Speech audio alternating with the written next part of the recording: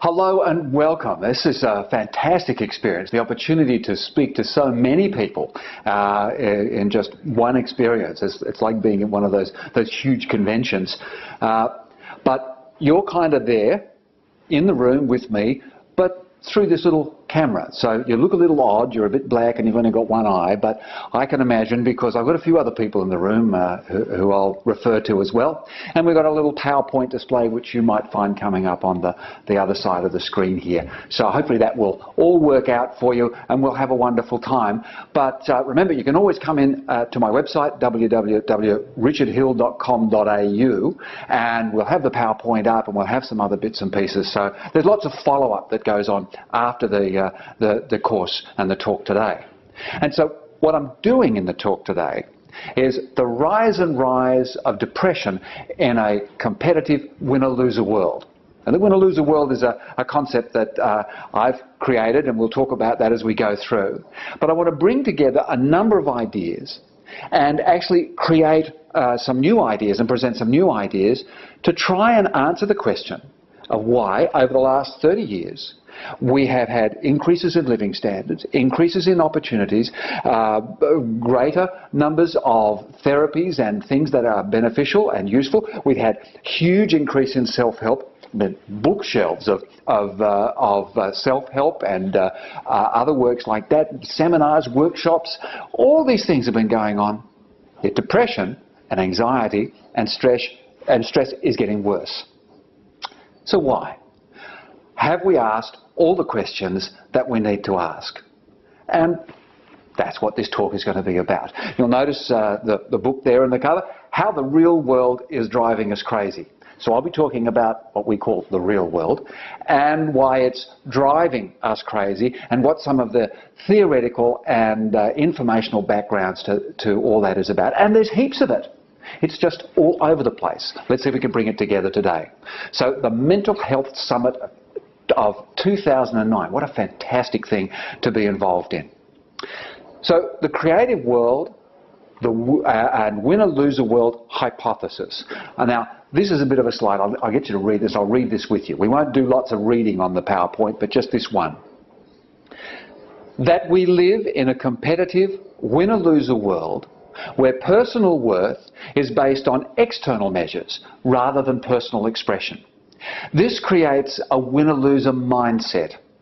Stress, anxiety, disengagement, distrust, unhappiness, all those things that we experience regularly with the clients coming into our rooms and in the people that we deal with day to day, are not differences, not surprises. They're expected and predictable outcomes of thinking in such a way and living in such a world. Now, this area here of intrinsic motivation and extrinsic motivation has been wonderfully put together in self-determination theory by guys Ryan and Decky. Go and have a look at them, Rochester University. Oh, there's lots of information here. I want you afterwards on the web, into Google, checking it out, because we haven't got time to explain it all. And there's enough here for about 20 lectures. It's up to you to go out and find out this stuff in the same way that I did, because I wanted to find out what intrinsic and extrinsic motivation was about. Boom. After 6 months or so, I found this fabulous stuff. But what they're talking about there is exactly this process, that when the motivation comes from outside of you, you lose your sense of inner relationship to the experience of life. And this is what we deal with a great lot. It's kind of like this slide here. In war, they bring them in, damaged and injured, and we fix them up. And then we send them back. Where to? We send them back to the war zone. We send them back to a place that's still damaging, that's still hurtful. So certainly there are people who come with personal issues. They come with personal difficulties. They come with issues of stress. They come with issues of trauma. They come with childhood issues. These are definitely personal, specific things that people are dealing with. But it is amplified and it is made more of an issue because of this background of a winner-loser world. And we avoid and are kept away from our creative interactive self, which we'll explain shortly. So just have a look at these slides. I had a quick look in Google. No, nothing much. It took me about 5 or 10 minutes to find examples of this external sort of message that goes on. And how about this loser? You know, this loser. You've seen that? Just in the last few years, that term has actually become a part of youthful vernacular. Loser. So it's something. I mean, look at this. Somebody actually went out and created this form. You wear Y fronts, you're a loser. You know, maybe they're comfortable. I don't know. Maybe your mother gave them to you when you don't want to upset her. You know, maybe your girlfriend likes them. I don't know. But no, you get seen in those. Loser. Now, this is a bit of a chance photograph, but I kind of think, for you girls out in the audience, that's, you know, the girl with the big chest. She's the one that's in. And I mean, how pretty do you have to be? That gorgeous blonde. How pretty do you have to be before you overcome the loser small chest? I don't know. I guess guys have the same sort of things with their pecs and their abs and things nowadays. Yeah, look at this. Here's this man so focused on all the areas that he's failing in that he doesn't even notice that he's failing his wife. He doesn't even notice that he's so wrapped up in what he's not doing well for other people that he's missing his immediate and the great things that are happening right about him. Yeah, this is a great one. I love it. You know, the kid saying, "Oh, I feel like such a loser," and Dad says, "Wow, that's my boy. It took me till 45 till I figured it out." It's become accepted. If you're not one of the winners, then you must be a loser, and let's just be depressed about it. I love this one. This talk I'm giving today is similar to one I handed in a presentation I made to the Milton Erickson Foundation last year in December, so it's very fresh. So I used an American example. Look at this. Obama and Hillary Clinton. Somebody made this slide. Obama, epic win. Yay! Hillary Clinton, epic fail. I mean, really, there was only one position. Only one person could become the presidential nomination. And Hillary Clinton, epic fail? Wow. If you don't win, you're nothing. And how about this one? You know this ad? What does your loo say about you? Remember that one? And the people come round to the woman who's just had a baby, and they all pop in, and she's there and going, "Oh gosh, all these people, hello everybody." And the older woman of the group, sort of a mother or a mother-in-law or some type of person, says, "Can I use your loo?" And the woman with the baby is dumbstruck with horror. Then she realises that actually her personal failure and her inability to actually function as a normal human being is okay because a toilet cleanser has come to the rescue and she is okay. What does your loo say about you? Well, maybe it says you've got a baby and you're freaked out and you don't know what you're doing and you haven't slept for 6 weeks and, you know, and life's difficult. Don't come over and want to see my loo. Come over and clean my loo. Interesting stuff. This is the one that just scares me. Even when your best is not good enough. How can that be? How can we have developed a culture where someone does their best, they bring out of themselves most of their potential, and we say, but it's not good enough? And I'm afraid to say that there are, in my own clinical experience, people who have suicided for this very, very reason. If my best is not good enough, why bother living? When am I ever going to be any good? So you cease to be who you are as a person and you become an expression of the external expectations. What a mess. What a mess. Of course, it's all brand new. Nah. Plato's Allegory of the Cave. 2,500 years ago, Plato was talking about this very same thing. Now, go in, check it out. It's from the Republic, just a short little imagery piece where Plato talks about the fact that people were, the average person is like a prisoner in a cave whose head is bound and they're unaware of it, and all they see is a wall in front of them. Now, on this wall are reflected shadow dance. There's a shadow dance of life being played out by puppeteers behind them. Real life is outside the cave, elsewhere. But they don't know it's not real life. And they've convinced themselves that this is their only reality, and so they live in it. Now, if that all sounds a bit sort of philosophical and ancient Greekish, well, let me see. Here's a film you might have seen, The Matrix. Exactly the same process. The Matrix is actually Plato's Allegory of the Cave, updated and with Keanu Reeves and fighting. Maybe if Plato had thought about a bit of kickboxing in the same time, he might have had a more famous thing. But there they were, thinking that they were living in a world, but actually they were the real world. The real world was living in pods, providing battery systems for the Matrix, for the machines of which they had representatives. So these were the puppeteers, and living in a world that was invented, which was the Matrix world, which was this computer thing. But there was Nemo, our hero, being confronted with the red pill or the blue pill. Which do you take? The blue pill just sends you back to the real world, and the red pill takes you out of this fake real world into the real world. And what we try to do as therapists and as healers and as carers is we try to give people the red pill. But somehow it seems to be changing from a red pill to a blue pill by the time they, a period of time after treatment. We know that most people, having had treatment, successful treatment, within 12 months have some degree of recidivism back, and some to even worse than they were before. And I think it's these external pressures, this loss of personally challenging endeavour that is the process.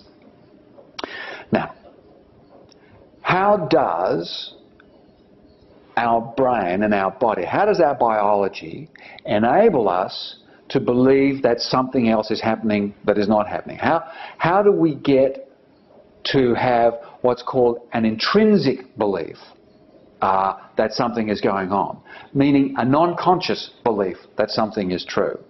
Again, here's two important words in the area of the brain: extrinsic and intrinsic. Explicit. The extrinsic and intrinsic is external and internal. We have the two aspects of mental awareness: explicit, meaning consciously aware, and implicit, meaning non-consciously aware. These are the things that become habitual. These are the things that go into various aspects of our brain functioning. And remembering that the vast majority of our behaviour and our biological function happens without conscious awareness. And if you want to have a look and you're interested in the neurobiology, that's talking about areas like the basal ganglia. It's talking about areas like the limbic area. It's talking areas like the cerebellum, and some of the temporal parietal areas as well. So mindset, the mind, what is it? Gosh, there's a lot of talk about this. I mean, is the mind the brain? Is the brain the mind? Is the mind a part of the brain? Is it an artefact of the mind, of the brain, of the this? Everywhere I go, I hear something different. So I'm going to give a suggestion now of what I think are the best definitions. First of all, I want to refer to Dan Siegel. Those of you who've not heard of him, Dan Siegel, UCLA, he's a huge innovator of interpersonal neurobiology, which I'm quite involved with as well. And this is a wonderful thing, and he writes this in his book, The Mindful Brain, and also in a couple of papers starting off in The Developing Brain, one of his first books. The mind is a process that regulates the flow of energy and information.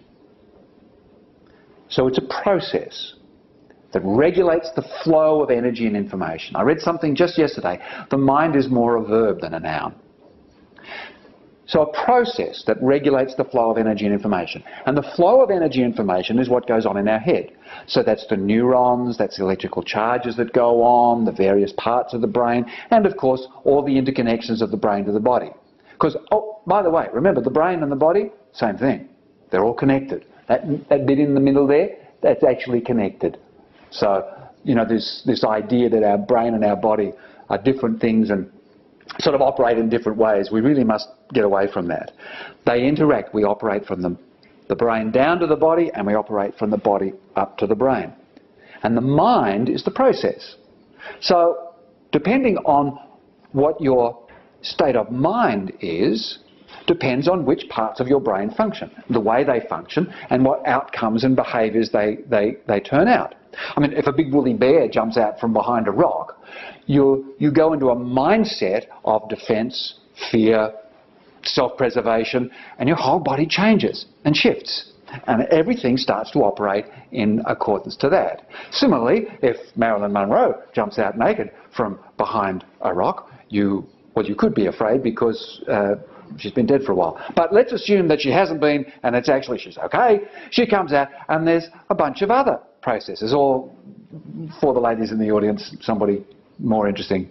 I don't know who good-looking men are, but somebody more interesting. I don't know who good-looking men are, but one of them. So one of them jumps out. But the mind is a process that regulates the flow of energy and information, the way all this stuff works. And then Ernest Rossi, who I'm so fortunate to be, who mentors me and keeps telling me, yes, Richard, that's okay, and no, Richard, you're the deal. Go back and think about it again. But he does a lot of work with the mind to the gene expression. You'll find stuff, some fabulous new stuff from Ernie on my website when you go in there. We are constantly engaged in the process of creating and reconstructing the structure of our brain and body on all levels from mind to gene. So when the mind goes into a particular process, sets its process, we actually grow areas of the brain to adapt and adjust and facilitate that need. Brain plasticity is what we call it. So some of your brain plasticity is really good. It teaches you things and learns wonderful stuff and enables you to do wonderful things. But also brain plasticity means you're able to learn negative things and become fearful and diminish your behaviours. So brain plasticity is a combination of joys and also concerns. So now we know that the mind is a process, and that process can alter the way in which not only the body functions, but actually the way in which the body is structured. It can change the nature of the way the brain is wired, and it can change the nature of the way the body functions. And just to give you a very, very quick, surprising example, when we look at some of the multiple personality studies, the one that is most effective to give in this example is that there was someone who, in one personality, they had diabetes and required insulin in order to be able to manage their system. So their pancreas wasn't working. In this other personality, everything was fine, and their pancreas functioned successfully. Wow. We can actually turn on and off, not only our brain, we can turn on and off the functions of our organs simply by the way we think. Some people call it, in healing, placebo effect.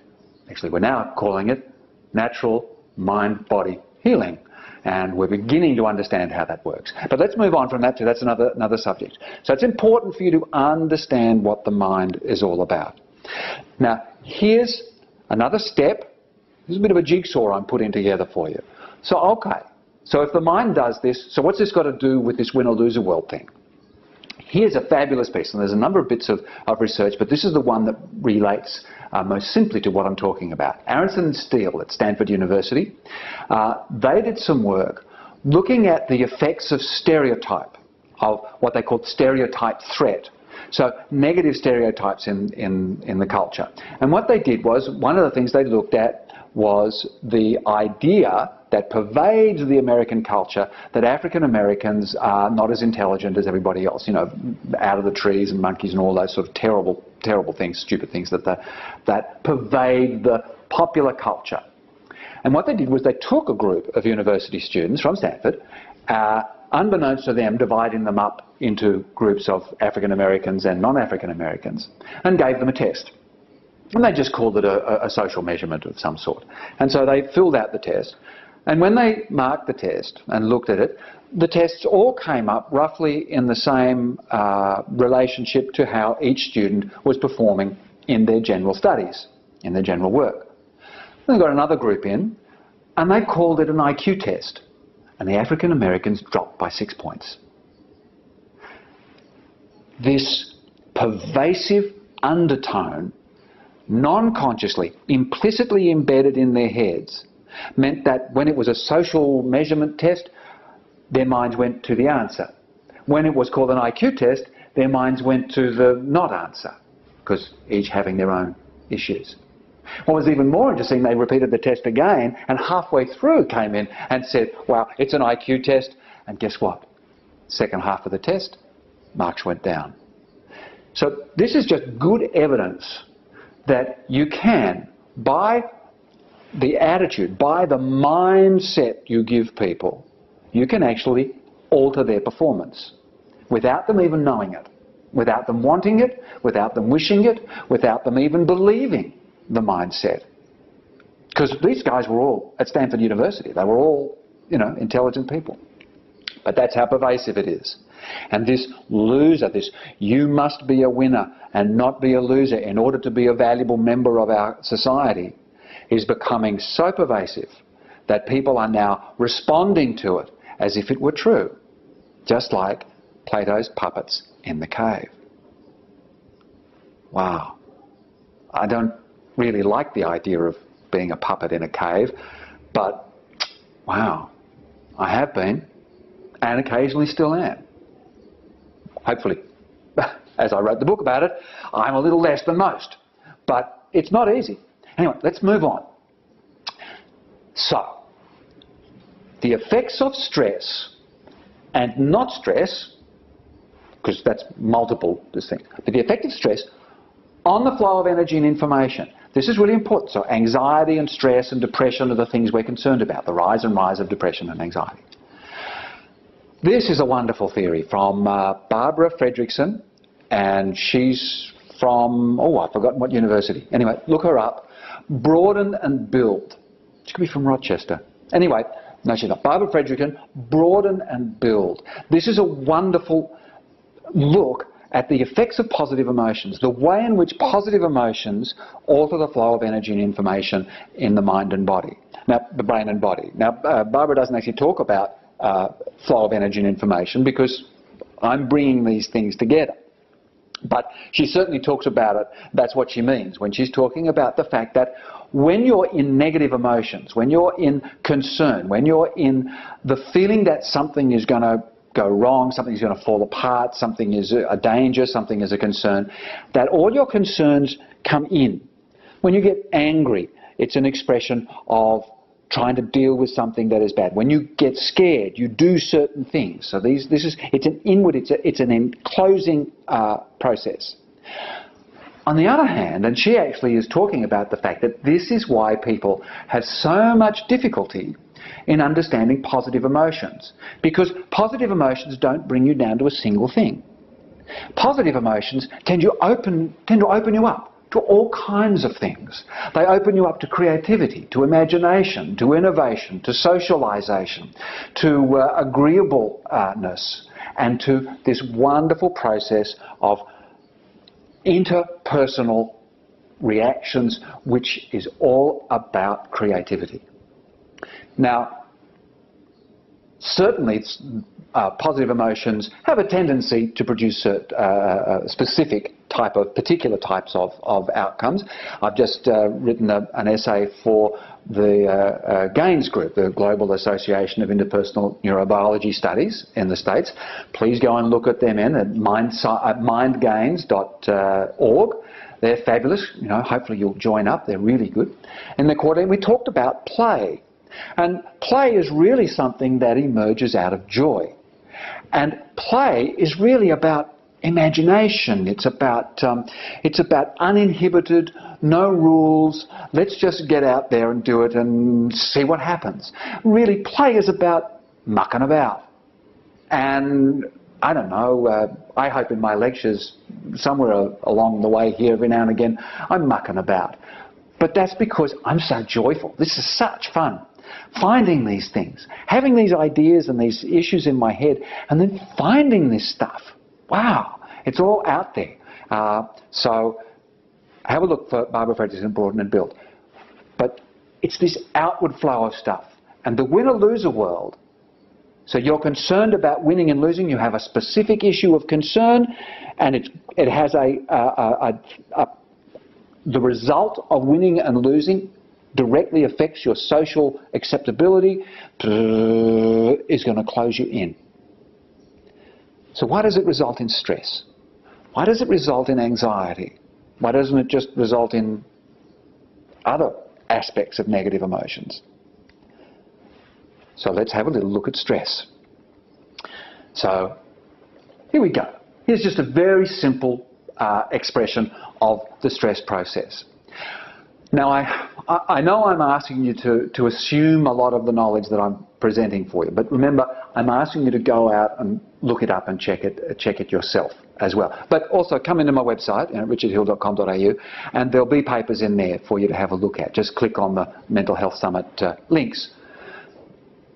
We are at rest, as we just poddle through life and without too many pressures and going on, we are creative, engaged and socially aware human beings. This is actually the way our mind is set up. We're set up to have the medial prefrontal cortex interacting with areas in the parietal temporal lobe, and also in a few other areas that are to do with engagement, a thing called the superior temporal sulcus as well. Now, what we do is we come along and we hit a stressor. Now, this stressor is something that concerns our well-being, concerns our sense of safety, our sense of being able to function successfully in the world and manage and survive. So a stressor is like, whoa, I'm in trouble, I'm in trouble. Now, what happens is our body then goes into the stress mode. Now, the HPA axis, hypothalamus, pituitary adrenal axis.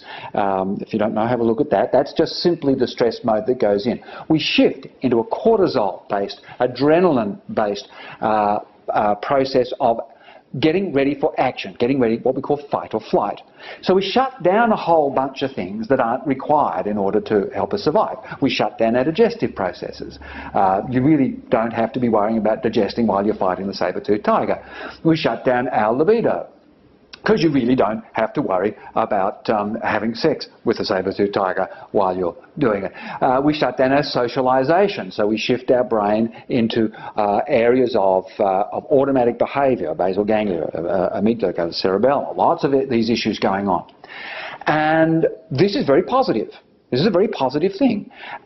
What it does, it also shuts down, changes our immune system from a broad and deep process into more of an external area as it prepares itself for cuts and gashes and bacterial from the outside.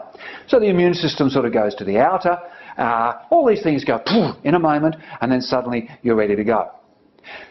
Then we battle away, we battle away, battle away, battle away, and we get some kind of breakthrough, some kind of relief. You know, the saber-toothed tiger runs away because you punched him on the nose or whatever it is. And there's this, phew, I'm okay now. This is actually the good time. This is actually the time that everybody likes about this stressful engagement. Things like parachute jumping. I remember once I was talking about how parachute jumping is just an example, a stressor. You're up there, you're looking down, there's 3,000 feet below you. Oops, no ground, I'm going to jump into that. No, slightly stressful. And I was sort of saying that's when you jump out of the plane, that's the difficult time. That's the ooh, everything's shutting down, brown trouser time. And there were a few people in the audience who go, oh, no, parachute is jumping. I love it. And I said, no, what you love is when the parachute opens. That's when it gets really cool and groovy. That's when we're going, ooh, aha, we're here. And what we do, if you have a look there, the sorts of things that we open up to creativity. We open up to, wow, look what I did, and this is where and how and what I saw. We open up to telling stories. We open up to appreciation. We open up to affection. People come up and hug us, say, wow, you survived, isn't that lovely? We open up to a sense of affection intimacy to some extent. There's a sexual rise as well that goes on in this. I remember the tightrope walker guy. There was a film on him, and he did the tightrope walk across various things like the Twin Towers and so on and so forth. And he talks about how afterwards some woman just grabbed him and said, "Come with me, I have to have sex with you." And he did, which was interesting because he was married. That's another story. But those sorts of issues, rise up. Wow, I'm feeling potent and wonderful and strong and energetic and successful as a person because I've survived the saber-tooth tiger. We also have the immune system then shifting from the outer area and flooding back through the whole system. We have lots of deep aspects of immune system, so that's really great. We then also have an increase after a period of quietening and actually contemplation, and we move into, oh wow, okay, I'm just now going to have a little think about this and think what I've learned and think what I've benefited, and then boom, we get back into the creative, interactive, socially engaged, general sort of default system that we do. And that's the way we do it. Now, how long do you think this this period of activity can go for? Actually, it's a bit difficult for you to tell me because you're a little bit far away. So anybody in the room, how long do you think you can last doing in this sort of stress? A day? Yep. So people very often have a whole day. See, there are people in the room. I wasn't lying to you. Not many, but they're here. So there's a day. Okay, that's cool. What do you mean? How long you can? Yeah. Day, little, few hours. Few hours. Oh, you see, our cameraman is educated. Yeah. It's 2 hours. We have a natural system. This is Ernest Rossi's work on ultradian rhythms and the 90 to 100 20-minute cycle. Go have a look at Ernie's website, ernestrossi.com. And 2 hours is actually all we can survive. I mean, I've had people say everything from a week to 3 weeks to 4 weeks, or as some woman said, let me see, my son's 18, oh yes, 18 years, which was kind of win or loser, wasn't it? But the point of what it is the system is designed to have this, because when people say stress is good for you, yes, if it's for 2 hours. Yes, if you have something that concerns you, you then shut down all the unnecessary things, deal with it, come down, have the breakthrough, boom, back into all the lovely things, lots of hugging, telling stories, doing bits and pieces, immune system, yada yada, contemplation, back into social engagement. But that's not what happens. How long have you had a mortgage? You know, how many times does the interest rates go up on your credit card? How many days do you go into work and it's not, you haven't done what you have to do? How long does it take you to prepare whatever it is that somebody is demanding you repair? How many times are you not good enough for the boss? How many times are you not good enough for your wife? How long does this go on? After about 2 weeks, your body actually starts to change. Certainly after 2 hours, the body starts to adapt to this negative process of stress. But after 2 weeks, you are actually starting to lose cells in your hippocampus, that area that's to do with working memory and learning and retrieving knowledge and information. And after 3 to 4 weeks, you're actually starting to change the nature of the way in which your brain functions. You're changing the process of energy information, and you are starting to enter into depression. And you start to get those processes going on for 4 weeks to 8 weeks, and you are starting to enter into major depression, and you are starting to enter into a body that is saying, I am in trouble, help me.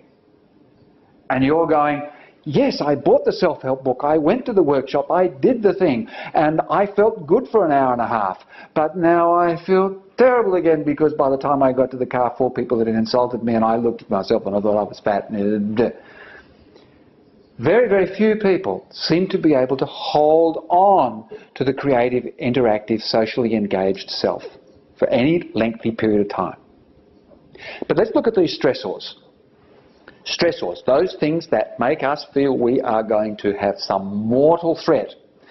First one is direct survival. So the saber-tooth tiger, the big brown bear, the truck driving at you, those sorts of things, someone running at you with a knife, things that are directly mortally threatening, put you into this area of stress, of surviving stress. Number two, attachment. Based on attachment theory, it's another aspect that isn't taught a lot, but hopefully many of you understand attachment theory. But it's the connection with other people. It's about being abandoned by your social, your group, your community, those people that you depend upon for survival. Now, human beings need their group for quite a while, need their community group for quite a while. And some animals are born, boom, they come out, they're up, they're standing, they're eating, they're cool and groovy. Others take a little while. We were just in Monterey, and the otters take 3 to 4 months, where they're sort of dependent upon the parents, and then they get out and go on ourselves. Human beings are designed to be dependent, sort of coming up into puberty. That's actually what puberty is all about. It's when you become the shift of hormones. But of course, our society's made it quite different now.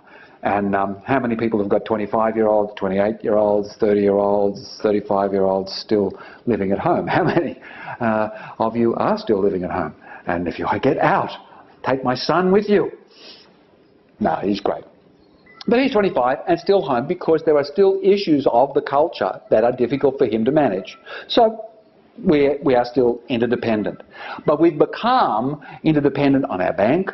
We become interdependent dependent upon keeping a job because we've got the bank. So we can get abandoned. Interest rates go up. Boom. The subprime mortgage things. A lot of people are wandering around with this subprime mortgage issue at the moment going, well, it's not affecting me.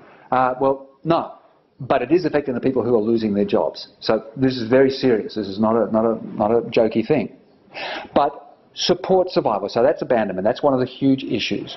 And if people say, I don't like you because you're fat, I don't like you because you're not tall enough, I don't like you because you're not cool enough, I don't like you because you're not fashionable enough, I don't like you because you're a loser, you actually feel threatened on a level of survival, and you go into that stress mode, or can go into that stress mode. Not everybody does, but it seems like more and more. That's why it's rising. Now here's a third one, and this is for the contemplation and for more discussion, but chronic inflammation, the new illnesses of lifestyle, the illnesses of obesity, the illnesses of inactivity, the illnesses that are caused and creating a toxicity, pollution and so on and so forth, creating a toxicity of the immune system in the body, which actually over a period of time, what we are thinking is that the brain, when the immune system is freaked out and in inflammatory process for a period of time, eventually the body starts saying, whoa, if my immune system is freaking out, then maybe I'm in trouble. And so that's another reason.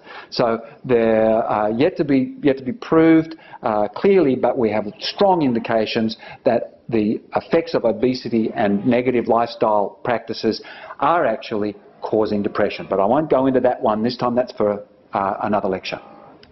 Okay, so there we are. So we have this stressor. Okay, so that's a big problem. That's why we're having this rise and rise of depression, because we have so many things we believe are stressors. But where were we before? So we had to have been somewhere before. We can't just have this stress response. We don't just have the social engaged things. I mean, there's lots of things that we do where we have personal endeavour, where we're doing great things and we're having a great time and we're making stuff. Yes, absolutely. And this is what most of the processes of life and the experience of life should be all about. It should be all about an intrinsic endeavour of experience to find through experience how we can bring forward our potential and how we can emerge as a human being. Whether we win or lose on a social or cultural level should be irrelevant. It isn't, but it should be. But let's have a quick look at that. And we'll get through that, and then we get through and talk about some specifics with it, because we're about halfway through here. Personally challenging endeavour. Now, in personally challenging endeavour, that's very, very different from stress. Stress is about, whoa, I'm in trouble. Everything closes down, as we talked about with broaden and build. Challenging personal endeavour, on the other hand, comes when a challenge emerges. And we go, wow, I've got a challenge. I wonder what can happen here. Something, I need to learn more, something more. Whoa, here we go. Now, if we want to understand a lot about the nature of challenge, here we go, Mike Csikszentmihalyi's work on flow. So he talked more than just about flow. He also talked about the other aspects. So go and have a look at his work on flow to understand that there are times when the stress and your skills and the challenge have a lovely balance, and you have this lovely flow. And there's a time when your skills are even greater than the challenge, where you have a great feeling of control. But there's times when your skills don't actually meet the challenge, and that's when you have this inspiring, exciting period of your life where you can expand and grow as a human being. Or you can just get stressed out about it and go into a bundle and end up in therapy. But we're going to choose challenging personal endeavour. Now, challenging personal endeavour, we have a challenge. Something that is a little bit more than we know how to manage. There are 4 general cycles. Go to Ernest Rossi's work again here, the 4-stage creative cycle. The first one is we get new information. That's really good. That's why it's a challenge. It's new. It's novel. And when things are novel and we don't take them as a threat, we're not taking them as the world's going to say I'm a loser, I can fail, I can't do this, this will be never any good, I'll blah, blah, blah, all those depressing things. We go, wow, I wonder where this will take me. I wonder what will come out of me because of this challenge.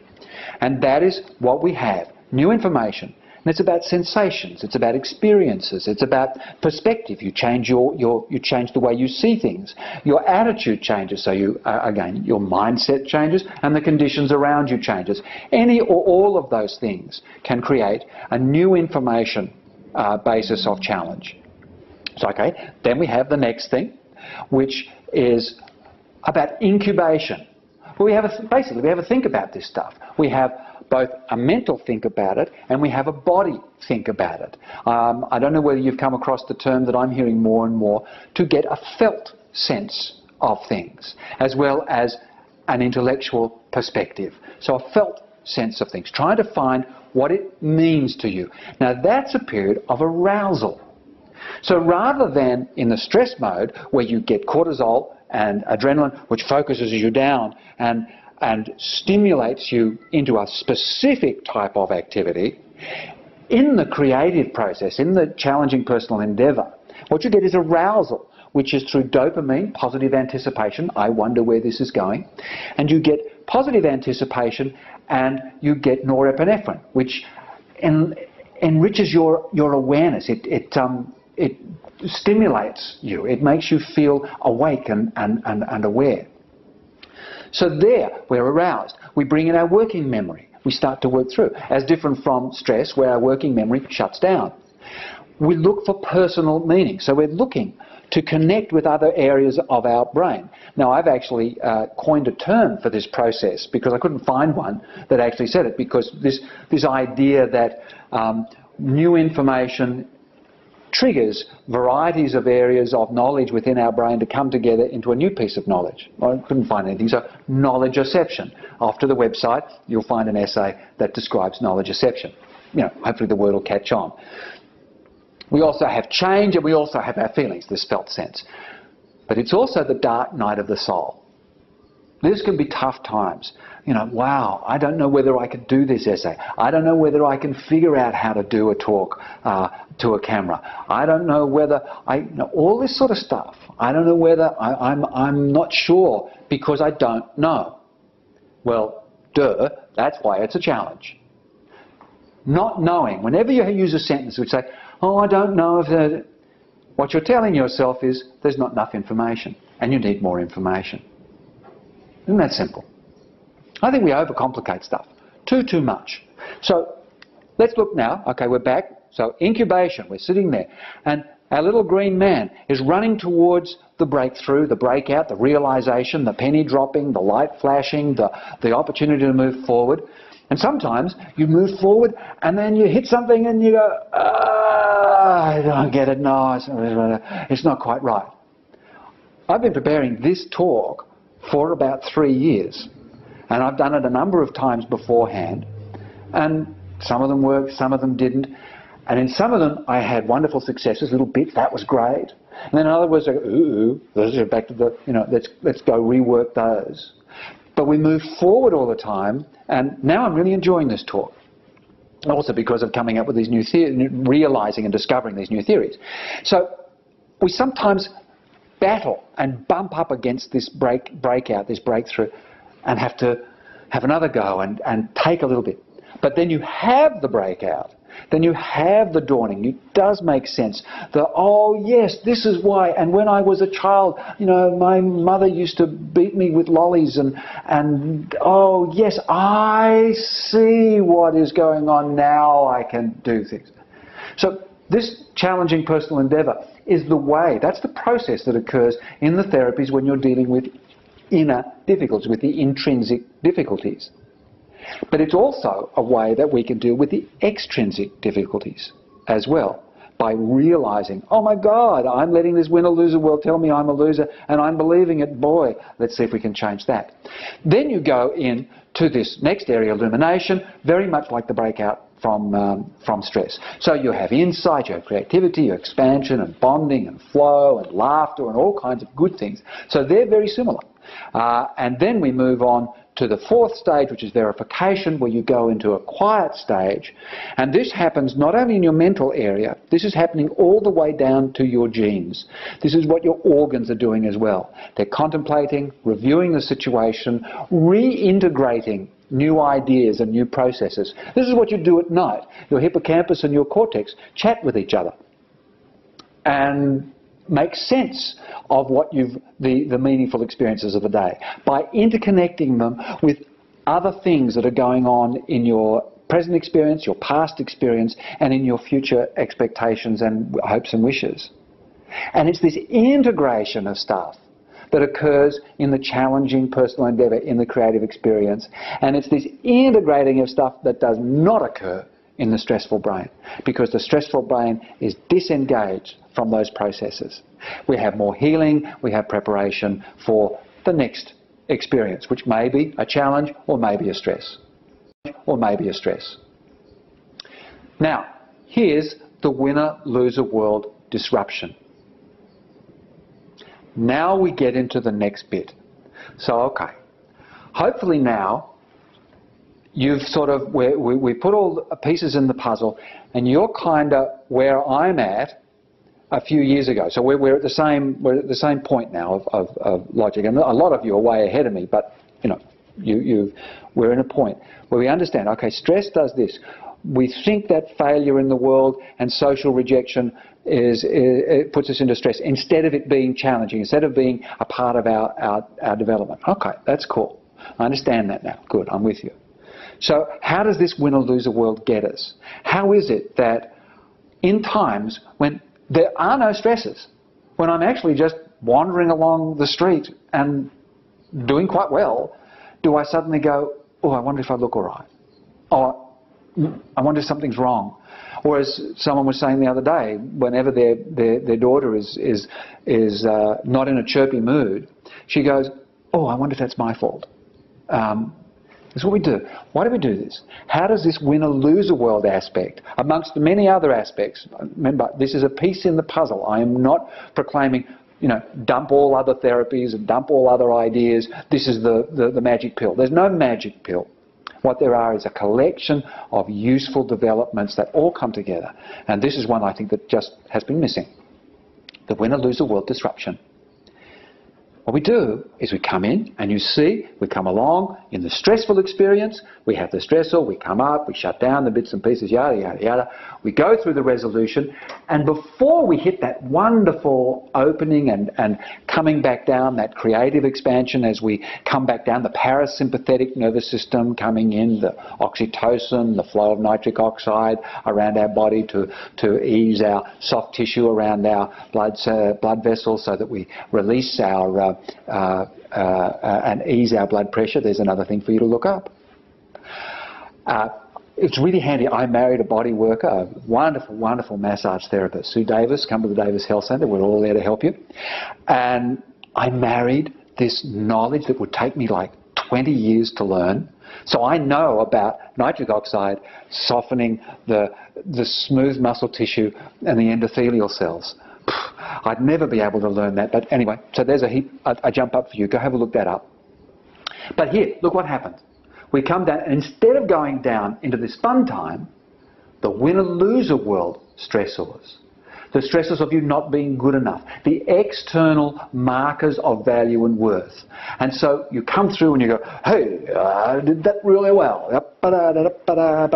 And then you think, but I wonder if I looked good while I was doing it. And I'm not sure, was it as good as the other one? And someone comes up and says, because they're jealous and things, they say, oh, well, you know, you did that, who do you think you are? And then you go, oh, well, now they don't like me, and now what am I going to do? And I'll never go fishing with them again, and oh, look, my feet are too big, and I'm fat, and bam! Bam, I'm not. And instead of having this wonderful, wow, I survived that threat, shkaboom, you're back in. So this is where it really gets tricky. Not only does stress continue, but stress continues even after you've resolved the stressful situation. And what you do is you then put yourself into a winner-loser world frame of mind. The only way that I can feel good is to be a winner.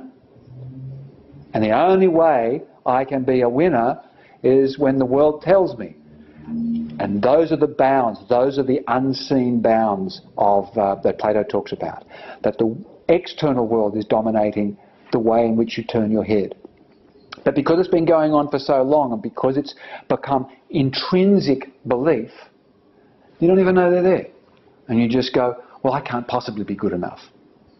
Plenty of people who believe that. They come into your offices and they sit there and you say, now let's see if we can just find what you're really good at. And they say, well, I can't possibly be good at anything. Now what they're meaning is, I can't possibly be good at anything in relation to the expectations of the world and other people and so on and so forth. And I feel bad about that. Now, for example, I tinkle at the piano a little bit. And people say to me, oh, you're a good piano player. And I go, no, not really. And they say, oh, you shouldn't say that. Shouldn't say. I said, no, well, I'm not really very good. Because it just happens that a lot of my friends are brilliant. I mean, they're professionals and they're all the rest of it. And a lot of my friends think I'm a really good piano player. But, I know the difference. But I don't see that as a diminishment. I see that as wonderful. I can play to there. And I can play really well to there. I can't play to there. And maybe one day, if I keep practicing, I will. There's a challenge. There's a challenge up there. And I've gone from there up to there. And it's all exciting. But I could very well have, in the winner-loser mode, thought, well, I'll never play as well as, James Morrison. I mean, you ought to see, he plays the trumpet, but he plays the piano. He spent 3 months and learned how to play the piano. I was 20, I think, and I watched him do this. And many people would never touch the piano again because he's such a genius. But it's about going, wow, that's inspiring. We'll talk about that in a sec. But it also happens in the challenging personal endeavour. So you do the challenging personal endeavour, you come up, you finally get through the dark night of the soul, you have the breakout. Ernie's book, Breakout Heuristic, that's a wonderful one to read if you want to be a bit more detailed and complex about it. But then again, instead of going down and going through all those wonderful processes, even then you go, wow, I really learnt something then, but between what people say and what your inner voice tells you, that is also, so those negative inner child things which come from childhood, which I'm well aware of, they're kept alive by the win-or-loser world, saying you're not good enough. And without us even thinking about it, those negative impressions that came through from childhood, where parents, poor attachment in childhood, we've got to deal with those, but they're amplified by the win-or-loser world, saying you're in serious uselessness. So what we do is we end up creating two distinct mindsets that regulate the flow of energy information and create an entirely different brain and body interaction. The win-or-loser world state of mind is the one where you need to win. You're defensive, you're compelled, you're disengaged. There's those sorts of aspects. Then we have the creative world state of mind, which is a natural part of us, and plenty of us do that. We go on holidays, and we have a wonderful time, and we relax, takes a few days, and then we find we start to eat and talk, and then we find we start to, have relations with our wives and husbands that we haven't talked to for 6 months, and then we start to have a good time, and everything starts to relax, and so this creative world, this interpersonal action starts to take over. And how many of you been there? How many of you done this? I know when I worked on a cruise ship for a while as an actor when I was younger, and they were walking down the gangplank, and they were saying, well, that was great, Betty, but let's get back to the real world. Like it was a good idea. Like, let's get away from this fabulous, enjoyable, relaxing, creative, interactive, lots of sex type of good fun, and get back to the real world where you slog and battle and everyone tells you you suck, and don't get back to the real world. Wow, let's go back and put the bands back on. So we can get to the creative world and we can stay there, and we can turn these stresses into challenging personal endeavour. So now I got about another little bit, and we're going to start to do that. So what do we need to do? When I was delivering the talk, somebody said, so how does that relate to us? I said, okay, good timing. Because what we need to do now is get some words, get some descriptions. Now let's start to name it. And that's what I've done in my book, How the Real World's Driving Us Crazy, is I've just tried to name what's going on. And what I've done is just put 8 differences. What you'll find, the win-or-loser world differences, they just tally right up with stressful type of behaviour, the shutting down that occurs due to stress.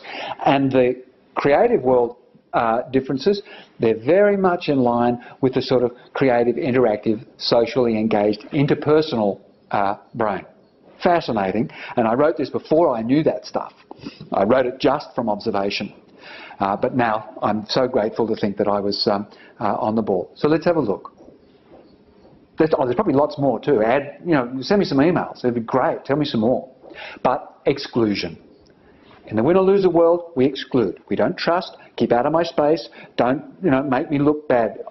In order to protect ourselves, we exclude. And of course, in the creative world, you input. Come on in. Yeah, this is fun. Bring your ideas. Let's share. Can't share in the win-or-loser world. Someone might do something to force you to lose. I don't know how business functions at all. That was fascinating. I was reading a positive response from a business to do with the communications people that came into their company. And they were saying, it's wonderful. Our research department used to be so diffracted and nobody talked to each other, nobody shared, and after having this wonderful person come through and teach everybody about communication, now they're all talking to each other, where our research and development's improved, and for the first time people are actually applying to join the research and development group in the company. The company had to pay someone to teach the most communicative species on the planet how to talk to each other. Wow. Give me some of that. This is the point. We actually, in the win-or-loser, we exclude, we cut out. We become stuck in events. This is a big disaster. It all happened. I can't do that because I. This happened to me before and now I. Instead of what is really lessons and opportunities. That's really what it's all about. I mean, you do something, you stumble. There's a wonderful guy, Ken Robinson. Go have a look, TED.com. There's another place you all have to go if you haven't gone there. Speeches by the most marvellously intelligent people. Probably more intelligent than me. I tell you, they're fantastic in there. Murray Gell-Mann, the Nobel laureate. I mean, wonderful, wonderful stuff. But Ken Robinson talks about this idea that you must be prepared and have within your systems of functioning the allowance to be wrong. It doesn't mean the desire to be wrong, but you must allow for the fact that you can be wrong for any creativity to occur at all. Because the whole point of creativity is that you make something that wasn't there before. And you don't know whether it is going to be a success or not. In the win-or-loser world, you can't afford to go create something with risk. You know, I mean, that's why advertising is so horrible, because they do all the research stuff before it comes out, and then it satisfies 80% of the people. It never satisfies me at all. Instruction is a part of the win-or-loser world. I know I am better than you, and because I am your instructor, I am showing you that I am better than you. And the instructed is going, so they think they're better than me. Well, I'm not going to listen to them, but I'm going to focus on both. And we get the fight. Whereas in the creative world, it's information. Ah, thank you for that information. From that information, I now have more. Remember our 4 stages of creativity? I have more, and I am now able to go through some incubation and create something more. And I might take the information you've given me about the procedure that goes on and follow it for a while and come up with a new one. As different from a winner-loser who's walking around saying, sick of doing step number 2, I don't care. Step number 3, I hate it, I'm not going to do that. Step number 4, oh, I've just fallen off the building. Competition is a part of the win-or-loser world. The need to beat other people.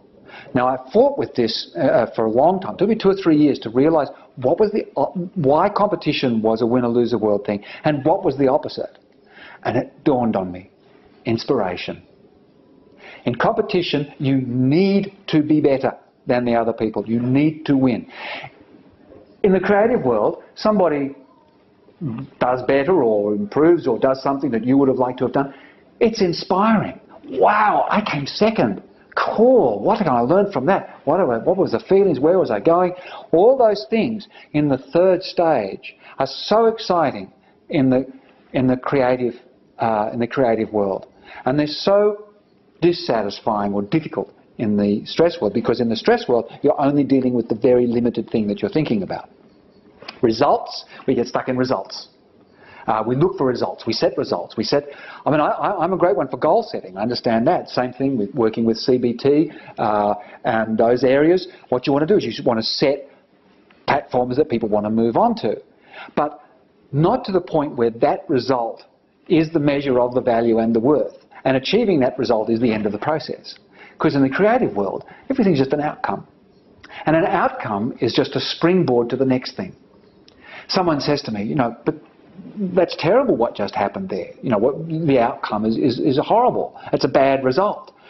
I say, no. It's an undesirable outcome. But what can I learn from this? What are my lessons? What is the information that's coming from it? Where am I being inspired? And I wonder where I can take this. In the win-or-loser world, the word so often is I can't or I have to. In the creative world, it's always I wonder. Probability, win-or-loser world. Probability. I'm only going to do things if I've got a good probability of them being successful. Creative world, possibility. Oh, let's just do everything. Remember that broaden and build thing. Open up to all these things. Transaction is what occurs in the win-or-loser world. You play your cards depending, and actually what you try and do is get the other guy to play more cards than you and make him think that they've done, that terrible thing, win-win situation. Oh, rubbish. In a win-win situation, both people, they think they've just done a little bit better than the other, and the other guy isn't going to complain because they've made him feel as though he's winning. But in the creative world, it's interaction. Come on, engage, come in. Arrogance is a win-or-loser world because arrogance is the false presentation of belief. I can do that. you're useless. No, I'm better than you. The arrogance is shallow, and arrogance, the bubble is easily burst. Interestingly, in the creative world, I think the opposite of that is confidence. Knowing what you are, where you are, what your possibilities are, what your potential is, and acting accordingly, and seeking to move from the areas of using low levels of skill and control into the areas of flow where you feel terrific and you have things, and then actually pushing yourself into the areas of challenge and invention. Okay, there's 8 differences, and that pretty much captures what's going on. So that winner-loser-world state of mind up the top, that's more or less how that works. And the creative world underneath, more or less how it works. But see those arrows there? That's pointing to the fact that we flip up and down from them. I do it. I mean, people say to me, oh, I suppose you're just, you know, life's just fantastic for you all the time. And I go, no, I live in this pervasive, extrinsically motivated world. And yeah, it gets to me. And I marry my negativities and my childhood problems and some of my inner child stuff, whatever that means. I mean, that's another argument and discussion again. But what's wonderful, as my wife Susie and I, we kind of got it down now. We've been working with it now for 4 or 5 years. And we'll be just about to start an argument, or just starting into one. And one of us will say to the other, saying, that's a bit winner-loser. And of course, we're not winner-loser, so we take it as information, not as instruction, not as criticism. And we go, oh wow, yes, I slipped into the winner-loser world. I'm feeling like a loser. I'm feeling like something bad is going to happen. I'm feeling like I'm in trouble, like I'm going to be abandoned. And one of the things we do, when an argument we just hug each other. Because we know the benefits of this. And I'll talk about that in a second. The benefits of this, and I'll talk about that in a second. But let's have a look at the 7 demons. These are the guys that keep us in the winner-loser world or push us from the creative world into the winner-loser world. The creative world frame of mind, the creative world mindset, the creative world flow of energy and information, and trick us into the winner-loser world mindset, the winner-loser world flow of energy and information. More cortisol, more adrenaline, more compelled, more disengaged, more disturbed, more distressed, more pushy. Right and wrong. Who'd have thought? Who'd have thought? But right and wrong according to whom?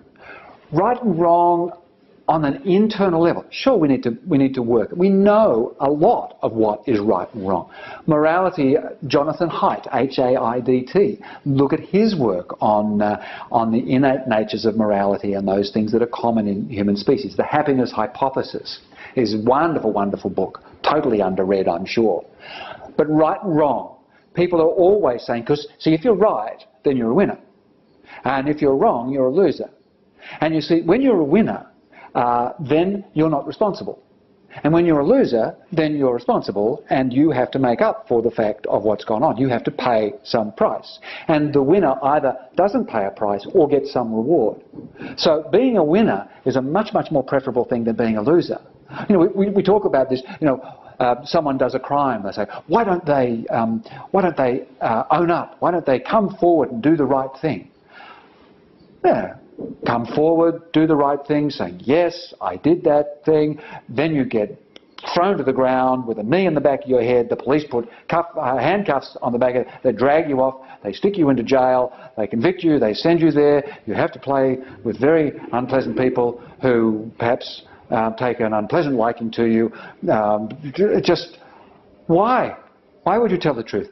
But let's look at the other aspect. We talk about cheating in exams. How terrible it is at cheating in exams. And I certainly don't think it's good, and I'm not advocating anyone does it. But we don't give the guy who does his best the rewards. We give the guy who gets the best marks. Now certainly when you cheat, it pays back on you later. But it's very difficult for people to not have this idea that I need to cheat. Drugs in sport, all these things, right and wrong. Good and bad, same thing. That's just the moral sort of side, being good, being bad. Expectation, well, sure. Expectation, as different from possibilities, expectations is You should get to this. You need to get to this. Unless you get to this, then you'll be no good. I remember a young lass who was visiting Australia doing education, and her parents had sent her to Australia to do education. And she hadn't received a high enough mark in her exams. And her parents cut her off. No money, nothing. In Australia. She was just there saying, I don't know what to do. And I don't know how to get the extra marks. So she was trying to think of how she could go back. I don't know what she was thinking she could do to try and get people to give her more marks. Yeah. I wasn't doing therapy then, so there was nothing much we could do, and she sort of passed on. Fault and blame. That's huge. Because if you're at fault, then you're wrong or bad, and then you're the loser, and then you have to pay. So everybody doesn't want to be at fault. I mean, we've got an associate of ours who, you know, you say good morning to her. She says, oh, no, I'm fine. Well, I did, what? You know, you sort of say, oh, look, there's a cup. If that cup, no, I didn't put it there. You think, well, no, I'm not worried about that. I was just saying it's pretty. Oh, yeah, but I didn't do it. And sometimes we go, good, that's great. Fault and blame, I love it. And my favourite couple who was sitting there, and finally one of them conceded to what we were going to do for it, and I think it was the wife, and she said, I'll do what he wants as long as he admits that I'm right. You know, rather than just going, I mean, I couldn't get them to find and to create a new thing, because where were they? Stressed, win or lose the world, frame of mind, like that, I must win. So consequently, I don't know what happened. Criticism, of course, because criticism is something that is designed. As different from someone saying, oh, could you tell me, you know, how to help this? Can you help me with this sort of things? I mean, I ask Ernest Rossi regularly, you know, what do you think of this idea? Now, if he says, I like the idea, pursue that, then great. If he says, you know, I don't think that's a good direction to go in, then great. I go, wow, I wonder what I create with that. I don't sit there and go, oh, I'm now an idiot and Ernie hates me and I'll never, you know, do anything. These teaching things, and this is the same with parents. I'm just using that example because it's like with parents when a parent tries to help. But when it's criticism, what's wrong with you? Why are you doing that? Why would you do that stupid thing? Rather than saying, wow, you did a stupid thing. Yeah, we all do stupid things. Let's have a look at that and see what we can learn from it. Isolation and separation, that's just something that happens. Our culture does this. We have more people living on their own in separate dwellings than ever before. I know that there's a mile and mile and mile of stuff for young people nowadays to connect with Facebook things and that, but I've never seen so many lonely young people who have got lots and lots of contacts but have no heartful interaction. Guilt, well, guilt's the fake emotion. Guilt's the emotion. Guilt's the one we use to make people feel as though they should have done something in order to make us feel like a winner, make them feel like a loser. But here we have the 7 benefits. And we have to move on because time's now starting to tickle away. So I want to get through here some 7 benefits and a little quick introduction to how easy a creative world treatment can be, as different from trying to battle the win-or-loser world. The 7 benefits, hey, we all know these. Hugs, grab and touch, touch and connection. Hugs, massage therapy, gentleness, holding hands. We know this triggers the parasympathetic nervous system. And particularly when you're hugging, you trigger the vagus nerve. Now here's another person, Stephen Porges, the polyvagal system. Go have a look at that. Look it up on the web. So that's fantastic, talking about the way the vagus nerve comes up and triggers serotonin in our head. It triggers a lot of positive aspects and dopamine and so on and so forth. So hugs are terrific. Gentle talk. We know that gentle talk triggers these things. Gentle talk, wow, isn't that what psychotherapy is all about? Carl Rogers, he was so right. He was so right. Listening is a wonderful thing. Listening is a wonderful thing for people. Laughter, of course. I mean, when in doubt, just go and do something funny. I mean, I'll go to the web sometimes when I'm feeling I can feel it, you know, I can feel the thing, and I'll just go to the web and click on something from Billy Connolly or whatever and just have a giggle, because that triggers changes the flow of energy and information. Cooperation, so it's interaction, it's interpersonal work. Achievable tasks. Now here we are, achievable tasks. We're talking about not setting the bar too hard, not making it too difficult. So okay, we've got control, we've got flow, we've got challenge, but then when your skill level goes right down and your challenge level is really hard, you just become stumped, you just become stymied, and you just become blocked. So achievable tasks are really important. And if you look at self-efficacy, Albert Bandura's work, there's you guys are going to be really busy after this talk, or you could, if there's a chat room with me afterwards, you can ask me lots of questions. But please do. Achievable tasks are really important. Love and kindness. That's it, love and kindness. When did you smile at someone that was annoying you? Saying, oh, gee, you're annoying, but whatever. When did you do that? All right. In the next 5 minutes, I'm just going to put forward a very brief therapy. Now, clearly, this therapy requires a lot more explanation, and I'd love to do that. You'll notice when you come to the website, there'll be connections there and contacts, so we can do some workshops about this later on if you get excited by it, as much as I am. But a very brief therapy. When a situation comes up, so this is something you can use yourself, you can use it in the room, you can also give it to your clients to take away as a way of dealing with what I call a win-or-lose-a world interruption. This win-or-lose-a world interruption. This is no good. A criticism that comes to you, an inner criticism that comes to you, a situation that seems more challenging than you're able to cope with. And the first thing to do, instead of, oh my God, this is dreadful, oh, this is awful, it's, that's interesting. That's interesting. Now, that's kind of a pause. It's a pause. Now, you'll notice if you look inside the DLPFC, that's a dorsolateral prefrontal cortex, which is an area on the right side of the brain that fires up. And when we interrupt our instinctive automatic behaviours, for that you need to look at Matt Lieberman, and go to Matt Lieberman, he's at UCLA, and he will talk about these aspects of interrupting this flow. So we pause, but not only do we pause, because I know that there are some, I know one guy has a mechanism where he claps to try and break his thinking, and then there's another one they go, oh, just a minute. But those things don't have a creative world implication in their language, whereas that's interesting. That's something to look forward, that's something, and that dopamine, that's something I need to be aware about, norepinephrine. So that's interesting, is a very important process. What am I trying to win? What am I afraid of losing? Now, if you can answer that, what am I trying to win? If you can answer, what am I afraid of losing, then you're actually in a win or lose a frame of mind. As different from going in the other process, the other way. So now we just interrupt ourselves saying, oh my gosh, well, put those what I'm afraid of winning and what I'm worried about losing to the side and go, the problem is a message. Okay, so I've got a problem, and I've got a problem I've got to deal with. But the meaningful mind thinks in metaphor, thinks in relative language, thinks in other meanings. So not only do you have a problem, and certainly problems need to be worked on, but the problem is very often just a manifestation, just a superficial manifestation of a deeper message. For example, I'm hungry. I'm hungry is a problem, but it's actually about 20 or 30 biological functions of which you have no awareness whatsoever.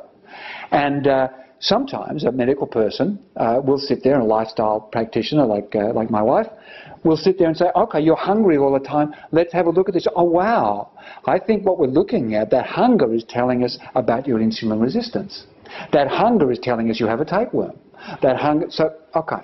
So not only do you have the problem, but you have a message. You need to look for that, and that's part of that incubation and the creative cycle. Solution-oriented therapy is very much about this. Try and name the issue. Give it a name. And then, this may sound very simple, but it really is very broad-reaching. What can I create with this? What can I create with this? Creativity means to engage, to connect things together. You have black coffee and milk. What can I create with this? Now you could go into the next room and say to somebody, I have black coffee and milk. And they might say, well done. Or you might experiment and go, oh wow, I've made white coffee. Now, what can I do with white coffee? The other person in the room says, oh, that's great, because I don't like black coffee, I'll have some white coffee. So you've got, that's very simple, but this is the way. What can I create from this? It's very important. Now, it's expressive, it's interactive, it's talking about possibility, and it's very much talking about reframing the context. And you listen to that with Ernie Rossi talking about reframing, because when you reframe, when you bring it back in and you rethink it, you connect it to other knowledge, and knowledgeception comes into play, and then we're in a place where we are capable of having insight.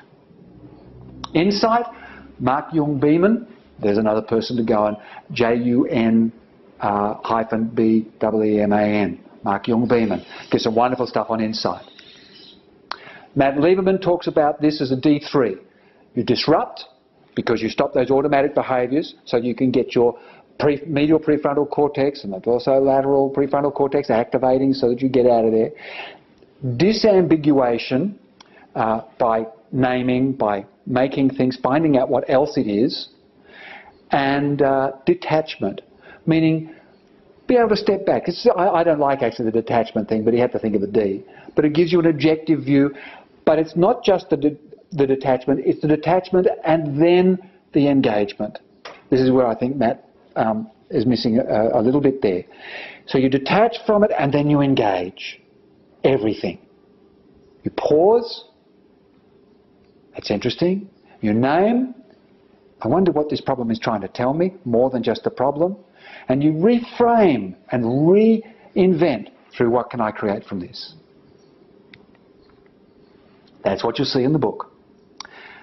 I was blessed to get Ernie's positive review about this back in 2005, and blessed that he kept the relationship up. But this is the book that is for the general reader. So it's for you to have a look at, but it's also for your clients. This is something you can give to them to take away, because it doesn't go into all the neurological background theory. I'm writing that one, so let's hope sometime in the next year or two we get that one out with all these other beautiful theories that are working on the way through. And remember, challenging personal endeavour, not stress, unless it is a life-threatening situation. And if it's not a life-threatening situation and you're feeling stressed about it, then, wow, you're afraid of what you're needing to win, or afraid of what you're going to lose. You're in the win-or-lose-a-world mindset. You have changed the energy and information flow in your brain, and your body, from the very tip of the top to the very bottom of your toes, is running in a process that is not healthy for you.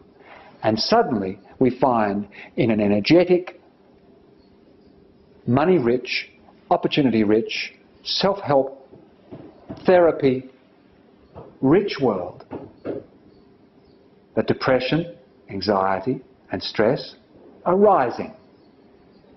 The rise and rise of depression in a competitive win-or-loser world, but in a competitive win-or-loser world mindset. And my suggestion is that we can alter this by creating the challenging personal endeavour and maximising the amount of time that we spend in the creative world mindset, shifting stress to just those useful 2-hour maximum periods of shift and lift and engagement, and then movement forward into the creative, interactive sense that is wiser and richer and more beautiful than it was before. Ladies and gentlemen, wow, I hope you survived. I'm still in one piece. The men have been banging and knocking down the walls. We haven't had a huge crane come in, but I've almost felt like that was where we were going to end up in a minute. But I hope this adventure's been exciting. I know there's a mile here. I know there's stuff not there. Please come to my website. Please interact in the forums afterwards. And please contact me and we can go into this deeper. But for now, my time is done. Thank you.